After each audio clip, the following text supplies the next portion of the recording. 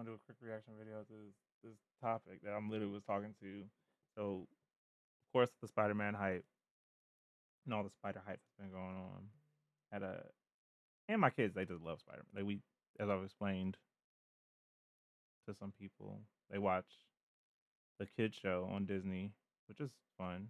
Do the spider, do it's a nice Ghost Spiders, Spin Miles Morales, and Little Peter, and the kids they watch that. My son's been watching that for years. Um,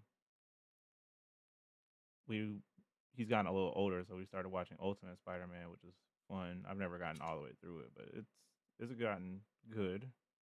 Um, he seen me play the Spider-Man 2 game, the Marvel Spider-Man 2 game.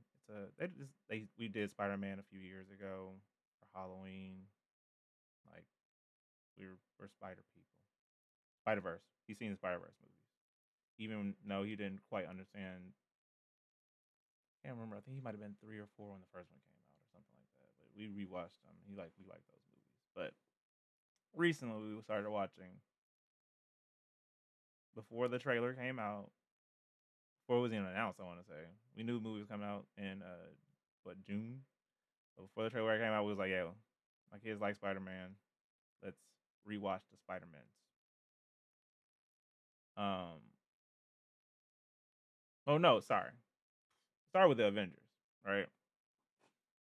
We wanted to show them all the Avenger films, mostly for Doomsday. That's what we actually were preparing for. We're preparing for Doomsday. We were watching all the Avenger movies, just the Avenger movies, and maybe a few in between movies to like add to story or nuance, like Black Panther, because it's the set. It introduces, of course, because Black Panther, but also because it introduces Wakanda as like a setting piece for like where they fight and stuff.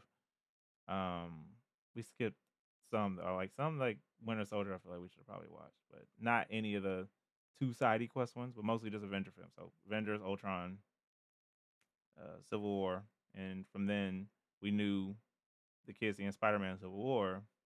It's like we're gonna probably watch the Tom Holland ones too, and it led us to, of course, this one, which is the movie right before the one's coming out, right? Brand New Day. And rewatching it, me and my wife actually got into like a discussion because she didn't. I think I've only seen this movie all the way through maybe 2 times, now three. And before that, other than that, like the first time I watched it, I'm someone who, if a movie's really good, I only gotta watch it. One good time, and I'll remember it. And I don't. If I guess I don't want to destroy my my memory preservation of it, I'll just go from that. And this was one of those movies where like I saw it, I was like, "Yo, amazing!" But I just had a feeling that with this video is a year old, and it's like I said, it's the exact conversation with my wife because I think she's only seen it now twice in completion, without watching scenes, and she's even kind of like saw that rewatching this movie is like it. You start seeing the holes and seeing the just the questions that you have with the movie, like the cold college thing. Um, so I just wanted to watch this video. So like I know I'm not the only one who's a huge fan of Spider Man. It's like I love that movie, and like I remember yelling in the theater with all the reveals. And it's like, yo, you doing that at home?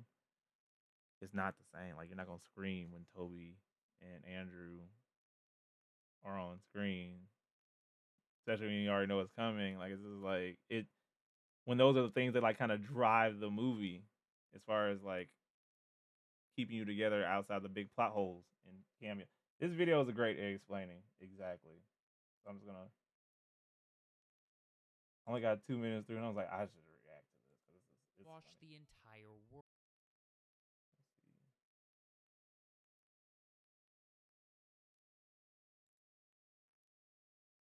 Loving it. It's December 2021. Spider Man No Way Home has just released in theaters, and everyone is loving it. It was great. That's what I'm saying. Like I remember doing this in the theater, Critics are but loving like it, you don't do that audiences at are loving it, home. and Marvel and Sony's bank accounts are definitely loving Ooh, it. The film is being haven't hailed done. as one of the best Spider-Man films, and maybe even one of the best comic book films, They haven't period. done. That's great. Thank you. But then something starts to change. The $1 billion is another thing where I'm just like, are they gonna get back to that? I don't know, because on top of the economy being terrible, right? These movies ain't. They haven't been doing that great. Just for context, Marvel film revenue.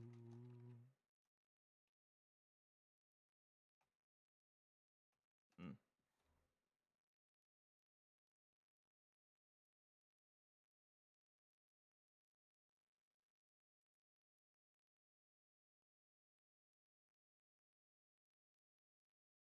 The Marvels. I don't care about the Marvels. Here we go.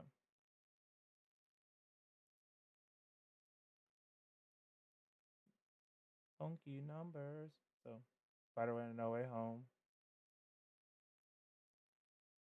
What is this? Yeah, this ain't no what we was looking at. What are these?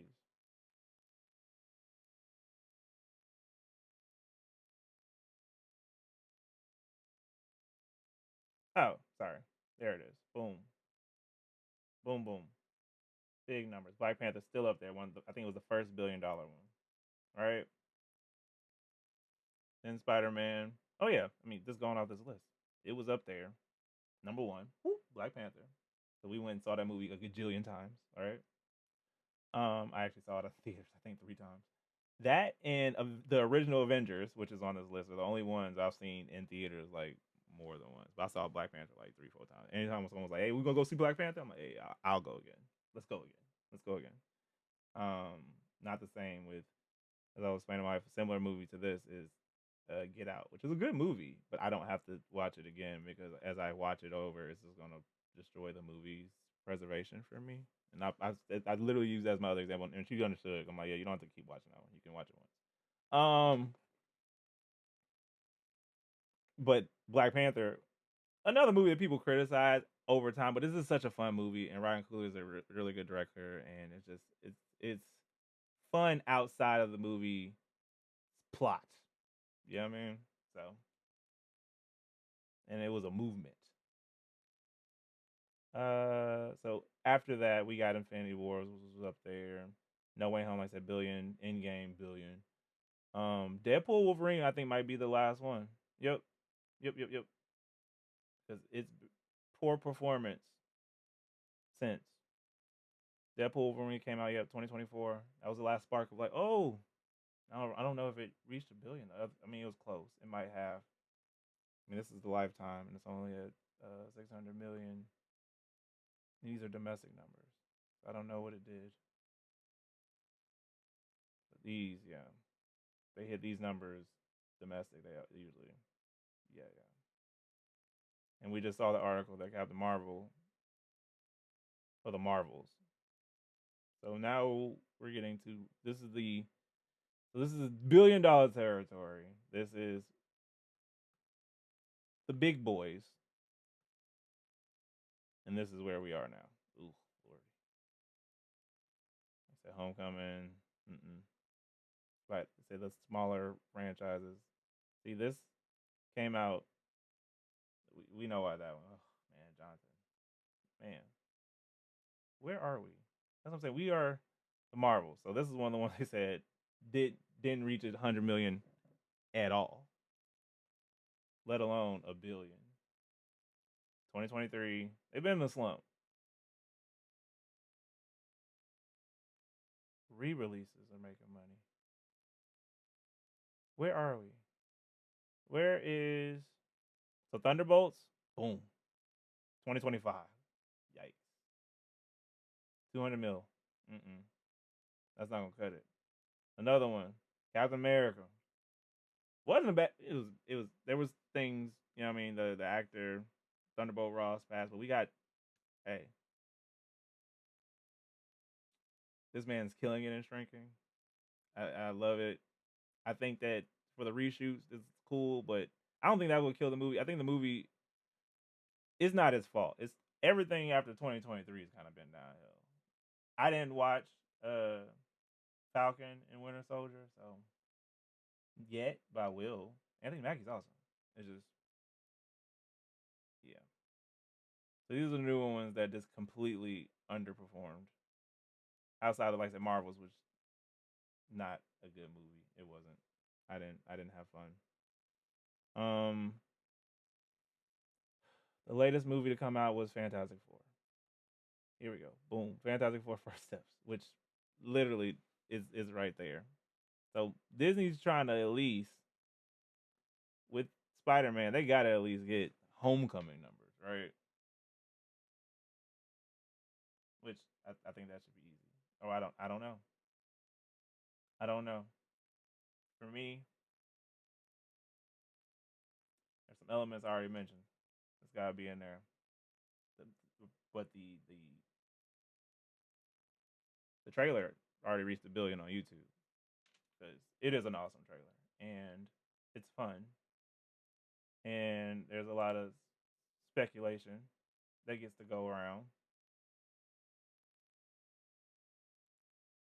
on what's going on. I'm still people saying man spider. I'm still saying Venom.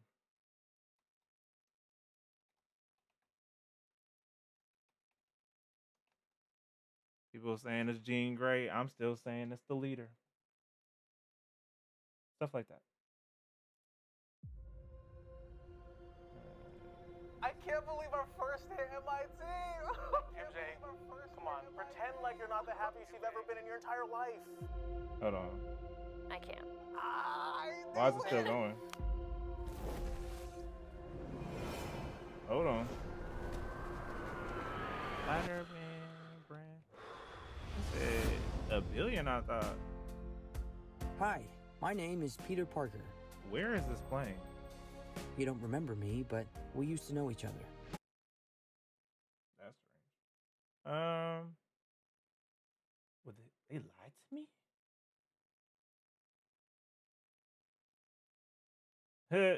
Yeah, that's what I think it is. Hey, I'm with this guy. It's not man spider. It's Venom, yo. Me and my kids have been watching all these mediums and stuff. Even the let me plug it. One of the shows we recently watched or just rewatched was Friendly Neighborhood Spider-Man, which is on Disney Plus. It is such an awesome little show, which is another retelling of the origin of Spider-Man. But like it's the way it's animated is really cool. So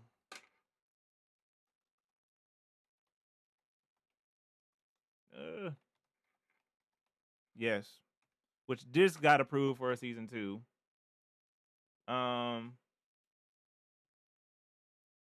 yeah, it uses MCU stuff, which is why I love the show. Yes, it is a good show.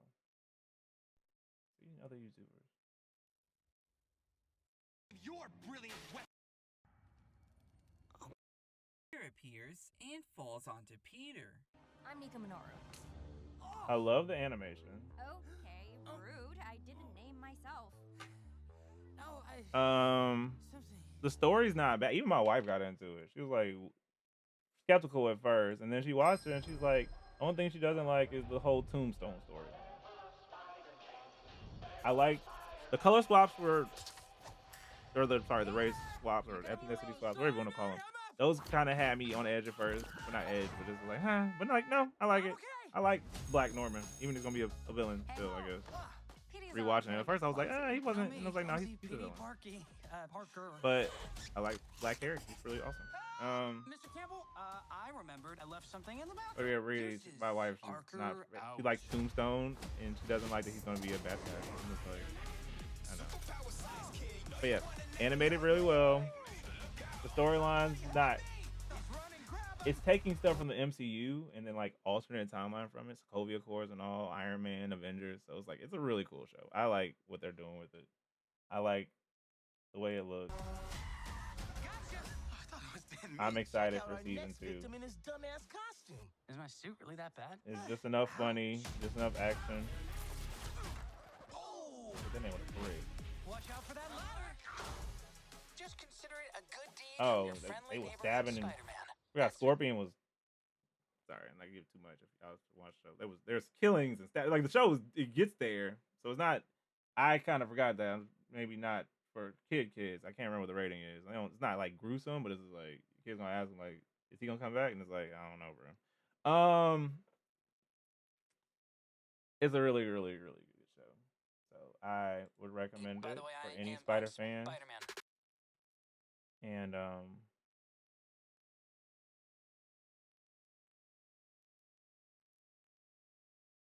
yeah, it's awesome. Not to give too much, but yeah, we've been in it anyways. Venom's in the show. That's what I'm trying to say. Venom's everywhere. Venom is not man Spider. Y'all are losing it. It's Venom. Yeah, time marker. 28. Change. A few months after the film's release, the narrative around the movie was different. Fans were revisiting the film, and some people were beginning to turn on it. The new narrative? That in hindsight, No Way Home was actually a lazy, cheap, nonsensical, sloppily made, plot-hole-ridden, nostalgia-filled cash grab designed to make its audience clap like seals as it bounces from cameo to cameo, leading to the eventual destruction of cinema. So, what's the actual truth here? Does No Way Home get worse every time you watch it? Well, that's a little complicated. When I first watched No Way Home, I remember really liking the entire film, from start to finish. But upon rewatch, it's become clear to me that the first half of this film is significantly weaker than I remember. And I think that really comes down to one primary reason. It's boring. Novelty. College. For me, the first half of No Way Home was definitely carried by just how cool and exciting it was to see the Matt return Murdock. of so many familiar faces. James The Jamerson. return of Doc Ock, Doc Ock. Goblin, Electro, GD, Sandman, yeah, Lizard, everybody. even got a little Daredevil in there. See, we Even went though backwards first with the half kids. Doesn't have the emotional stakes We and showed weight them that the film eventually this movie, gets to in the and they were second literally half. like, It was "Who still are able these to get people?" by on the And I'm just like, thrills "Oh." of its novelty. So we watched Andrew Garfield's, also to prove to my wife a point of Andrew Garfield's movies, as far as like the Spider-Man stuff. The plot was his dad, scientist, blah blah blah. Like I said, I wasn't too fond of that. And rewatching, I'm like, that probably might have been what killed it. But I understand how it became relevant to the MCU later, and the DNA tied to Peter, and why it only works for Peter, and it just was a lot of movie time on that. But rewatching it, some of the better Spider-Man stuff. And she agreed. We watched it, and it's like, yeah, Andrew Garfield, he killed it. Toby's still up there, but as far as the Spider-Man scenes, I agree. They're the swinging, the fighting, comic book references. Andrews is up there. Amazing. It's just it got cut short, and it sucks. Really wonder what that third movie would have been, but we got Tom, and we got Civil War, so it is what it is. But here's the thing about novelty. It gets old. Yeah. For example, when I watched Doctor Strange 2 for the first time, this is a funny point. Mr. Fantastic, I literally, even though I've never watched Doctor Strange 2 again, which is kind of a point I was making earlier. Not like that. When I saw it, it was good. I don't need to see it again. Because why? Especially this scene. I don't even know why I was so excited. I think Deadpool Wolverine is another movie where it's like, I got it. I don't think I need to watch it again just to tear it apart.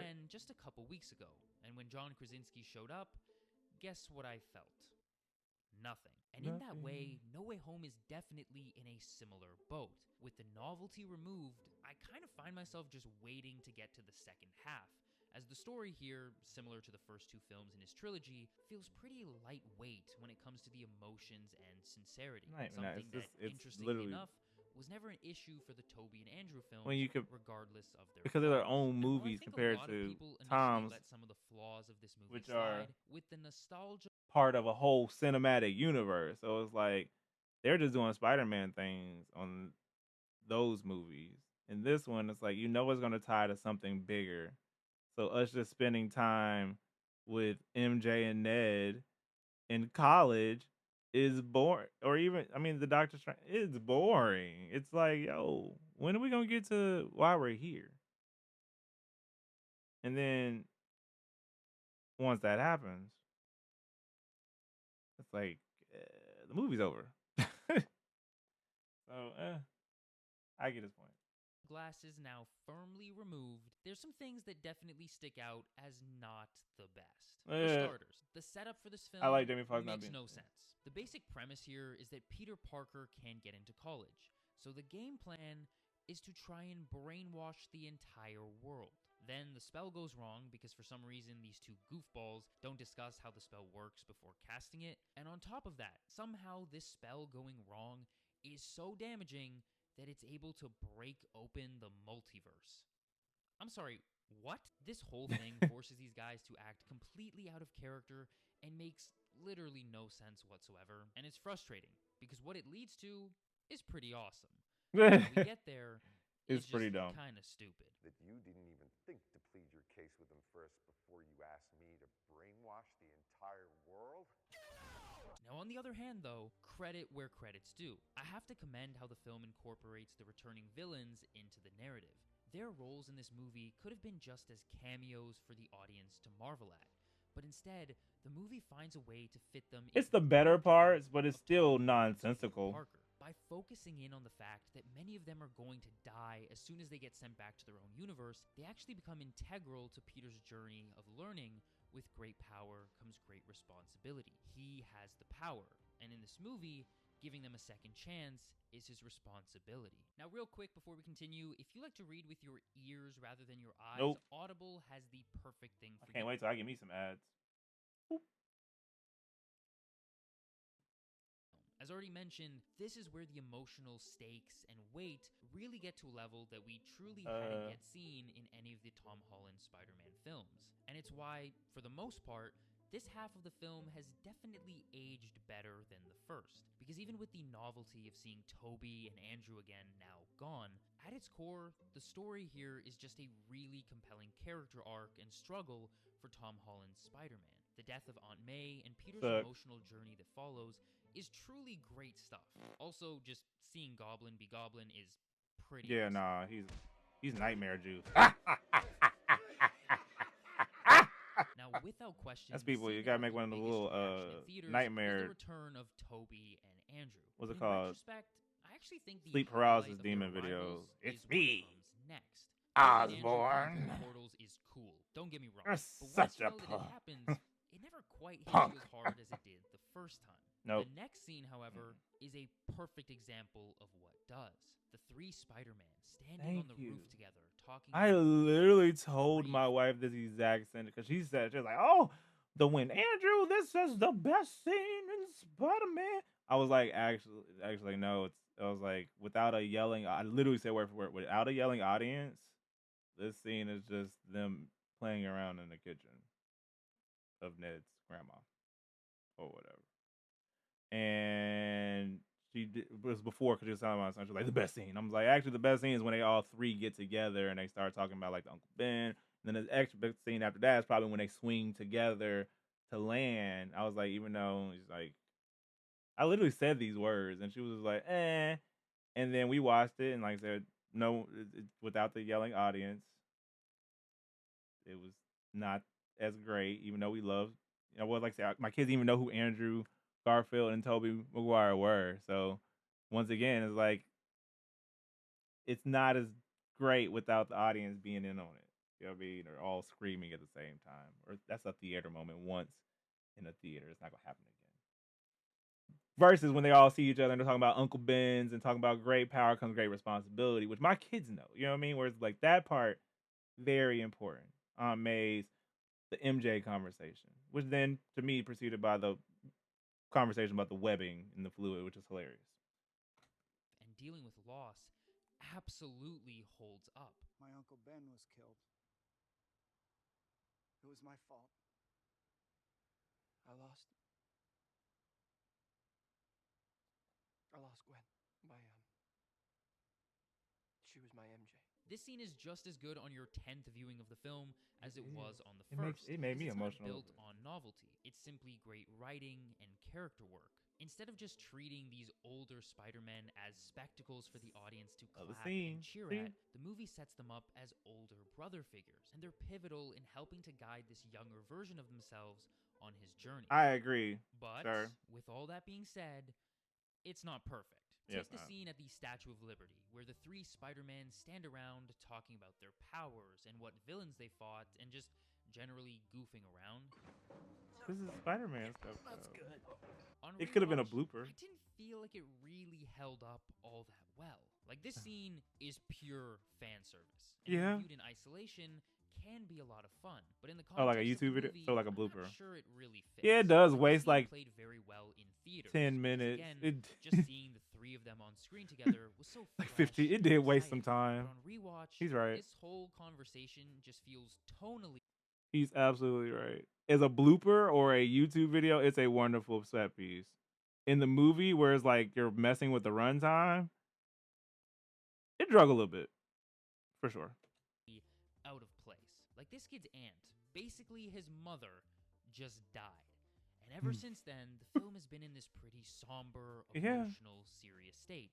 And then we have this scene, This which feels goofy more stuff. like a parody of these guys rather than how they It would would've been better if actually Aunt May was talking in to a each other hospital. in Yeah. such a situation. You are amazing. I can say that. You are amazing. Thank you. Yeah, Will thanks. you say it? Does it just come out of your wrists, or does it come out of anywhere else? It feels more like a bonus deleted scene, and when revisiting the film, I kept thinking that perhaps it shouldn't have been in here. But to keep playing devil's advocate with myself, the movie also offers some more genuinely great moments that do hold up for Andrew and Toby. Like, the scene of Andrew catching MJ is more than just fan service, and it really works on multiple levels. It works as a form of redemption for him not being able to save Gwen all those years ago, and it also fulfills his role in this story by preventing this other version of himself from having to experience the same loss. I just don't want you to end up It's like me. exactly. And I Toby felt that. getting to Oh my show- god.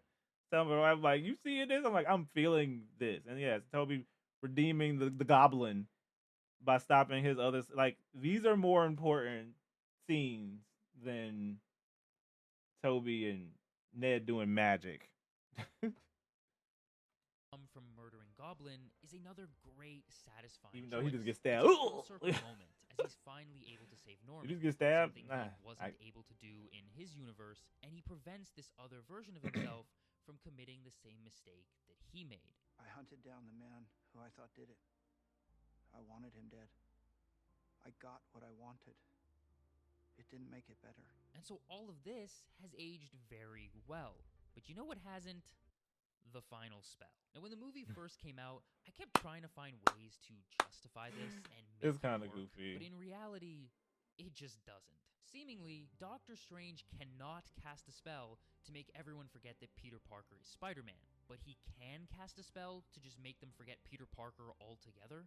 How does that make any sense? And it's frustrating because, once again, just like the setup for this movie, it's kind of nonsensical. But what it leads to is pretty awesome. By way of this spell, the movie basically resets MCU Spider-Man. He's all by himself in a little apartment, ready to be the friendly neighborhood Spider-Man that we know and love.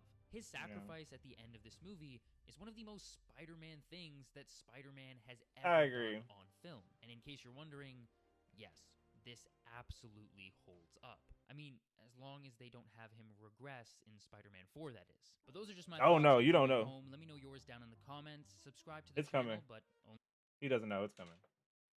Awesome. That was a great time. Timed up. I'm going to release this. Was great. The first half was what it was supposed to do. The second half wasn't. I agree. Like I said, this is almost exactly what I sent to my wife. Let her watch it. Thank you guys for tuning in. Blake Ninja out.